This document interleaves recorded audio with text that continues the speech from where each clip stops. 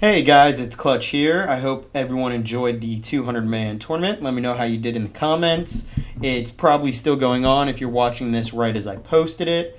Now, I hope you all enjoy the little editing that I've slowly been picking up and learning. I'm figuring out how to do overlays and intros. I have an intro being made now, so I will actually have a professionally done one, not just an image that I have now.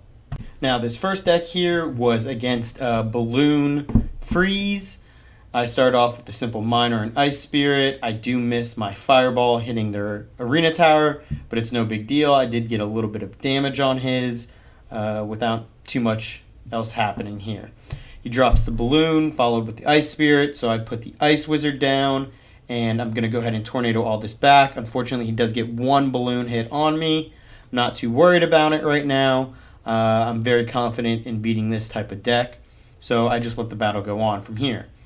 Once my Ice Wizard gets a little bit farther down range, I drop the Furnace and the Miner. That way they can all hit about the same time on his tower and get some good damage. I'll zap his Goblins so my Miner can keep hitting, and I'll get some really good damage here without him actually doing anything else.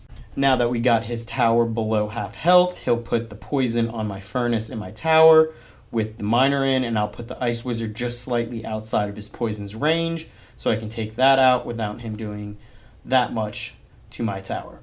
I'll have the Ice Wizard going in, and I'll just let my elixir build from here while we wait, since his tower is already so low. Now that he's dropped the Furnace, I'll put the Fireball on to take out his tower and damage his Furnace all at the same time. And at this point, I'm feeling really confident in the battle, even though there's still a minute and double elixir left.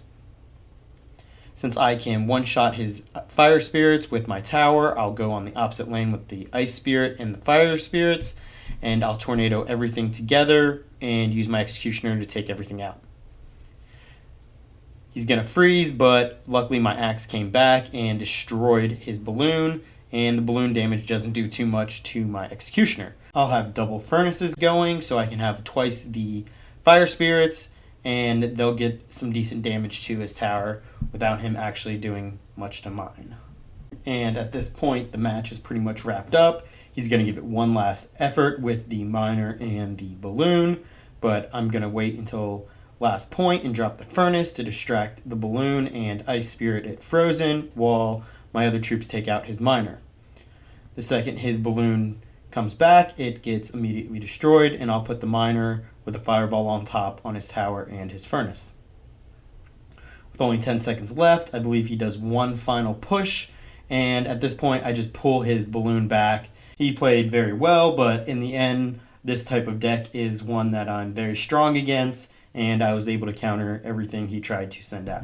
This next deck that I'm playing against is a Hog Cycle. I'm not a big fan of playing against these if they do it properly. Unlike how this guy played, they can actually do some serious damage to your towers, and you can get knocked out really fast. If you guys have any suggestions for what you'd like to see in my videos or something you'd like to see me do better, just let me know. I'm always open to suggestions and constructive criticism.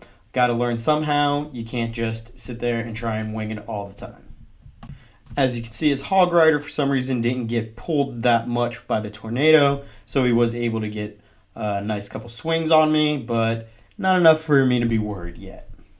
He played his Ice Spirit way too far away for being so under-leveled compared to my Executioner that the Executioner's axe was able to come back and hit it, so my Executioner didn't freeze and was able to get some good hits on his tower.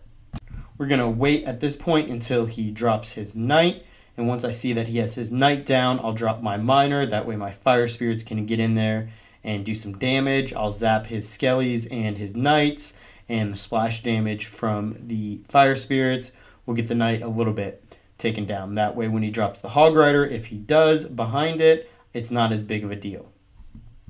Since he didn't drop the Hog Rider, my Executioner will take him out. He'll Fireball me. My Executioner will one-shot both the archers, and while my Executioner is going in, I will place the Furnace right as it crosses the bridge.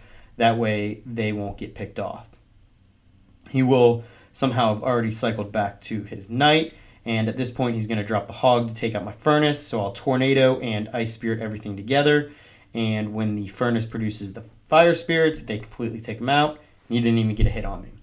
I will continue to fireball his archers because those things are powerful if left unattended.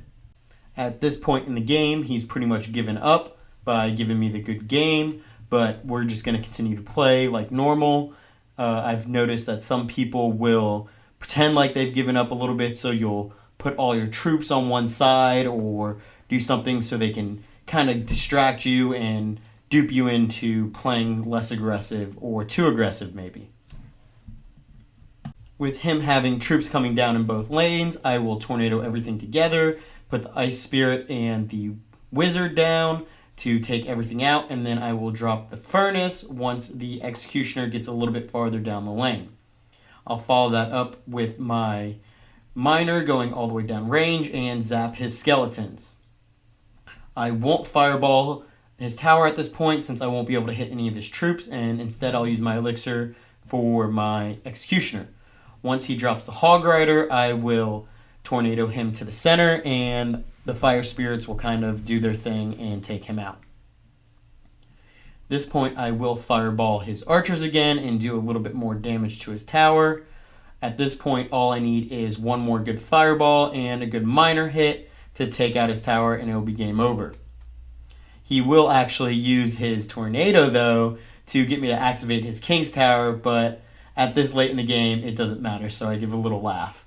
I will fireball his one archer and put another furnace down and change up my location for my miner, but I'll use the zap in the end to win the game.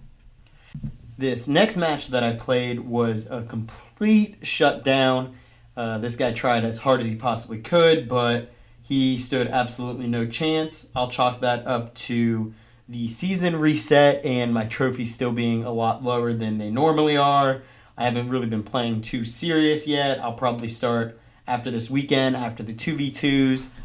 I plan on having one of my clanmates, Steven, over, and we're going to go ahead and do a bunch of battles. I'll get some recorded, and he's actually going to join me in on commentary because I feel like it would be really good to get multiple perspectives of the 2v2 matches. So already we noticed that we're playing against a Pekka player. I'll put my miner in the back to kind of distract it a little bit so I can build up my own elixir and get my Executioner down.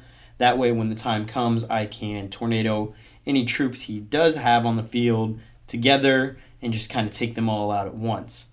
As his Pekka starts getting closer, I will tornado his 3 troops together and use my splash damage from my fire spirits and my Executioner to take it all out. He will use his Valkyrie to defend my 2 troops, so at this point we'll end our push and just kind of build up our elixir and sit back and wait, see what he does. We've already got some good chip damage on his tower, so we're looking good so far. At this point we'll just kind of wait and see and let him make the first move since we're at the advantage right now. With him sending the miner in, we'll drop our Executioner, but he didn't even have to be used, so we'll put the miner on his tower and wait and see what he does. At this point, he'll put his Pekka down, so we'll use our Ice Wizard on the opposite side of the tower as our furnace, and we'll use the Ice Spirit to freeze it in place. Once we have enough elixir to tornado everything together, we will tornado the Pekka and the Wizard together, and we'll put the furnace down to distract the balloon. We'll give the balloon and the wizard a nice little zap to stop them from moving and defend his minions with our Ice Wizard. The only damage he's gotten on our tower at this point is the explosion from his balloon. We'll use our overpowered fireball to kill his Ice Wizard while our Ice Wizard slows down his Valkyrie. With only 30 seconds left in the match, he's going to drop his Pekka for one final push in standard time before we start overtime. My Fire Spirits will take care of most of the Valkyrie's remaining health while I drop my Executioner in the back. I'll use my Ice Wizard on the opposite side, and once he gets his miner close enough, I will use the Tornado and the Fireball on everything, completely stopping his push completely and starting my own. With my miner down range and double furnaces going, things look like they're going to be going our way. And we should be able to wrap this match up before overtime ends, since his tower is getting to be below 1,000 health. Now, as we wrap this match up, I want to remind anyone that hasn't heard that is watching this video while I'm posting it that the tournament will begin right about at the time I'm posting this video, and the tournament name will be Klutch Royale, and the password will be BBB123. I hope you all enjoyed the video. If you did, please drop a like and subscribe. And again, once we hit 500 subscribers, I will be hosting the biggest tournament that they have, the 1,000 man. So if you enjoyed it, just go ahead and subscribe so we can get to 500. Thank you guys. Have a great day.